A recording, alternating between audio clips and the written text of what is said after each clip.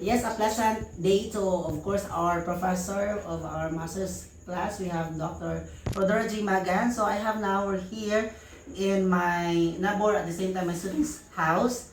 And we're going to talk about, of course, the task given by our professor, which is the constructivism and, of course, the theory, which is constructivism in language that says students learn best with their own understanding and their capacity to their knowledge.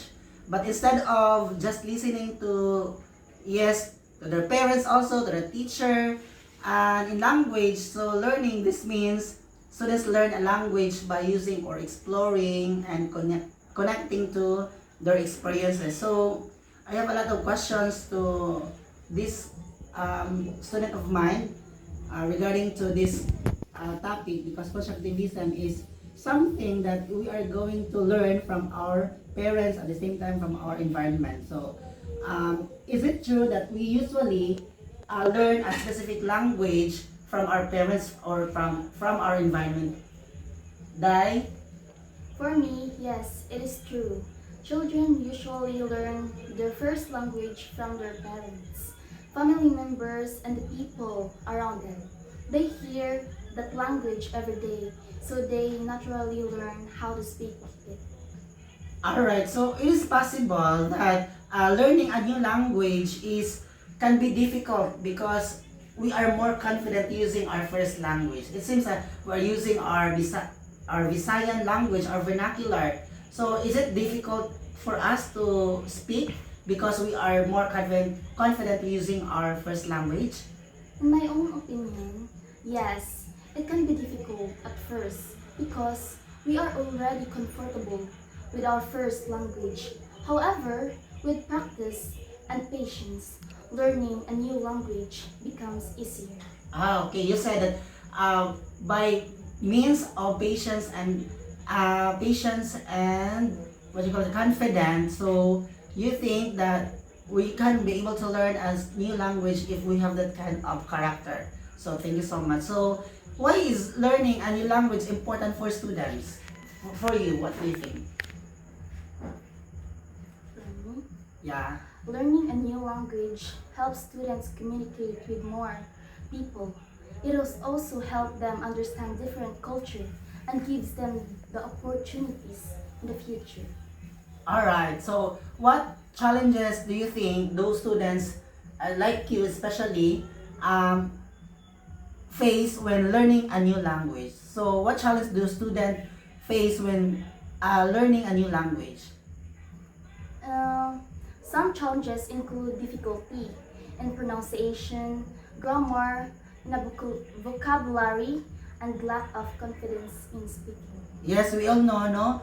In our environment, mostly if we are using our vernacular language, Bisaya, so we have no confidence, we have lack of confidence in speaking because of our, shall we say, we have our pronunciation and at the same time the conscious of grammar. Because I know and I believe that language or learning a specific language, like example English, is abroad.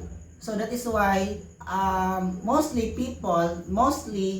if we are connecting, we are relating or we are communicating someone else using our second language English.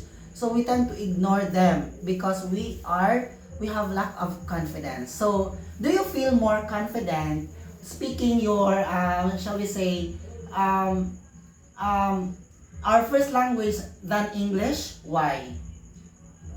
Mm, Do you feel more confident by speaking your first language than English? Why? yes, because the first language is the one we have used since childhood. We are more familiar with it and feel more comfortable expressing our thoughts. All right. So, do you think making mistakes for you, no? Do you think making mistakes parts of learning a language? For me, yes. Making mistakes is normal of parts of learning. Mistakes help students learn and improve the language skills. Yes, thank you so much. So, that is why we believe that shall we say usually people, if we are using our second language, we usually commit errors. So we always commit mistakes because there is no perfect here in this earth. So in short, in our short communication right now, constructivism in language learning focuses on active participation, not just you are acquiring, you are building, you are communicating, but at the same time you are acquiring language through by your own exploration or through your own experiences. So did you understand for that, Dai? Alright, so I am so very thankful for your patience right now, for giving me such an opportunity, for giving your time, spending with me today. And I know you have your hectic schedule despite of your time, but I am still grateful for that. So thank you so much for listening and for sparing with me right now, and enjoy the rest of your day.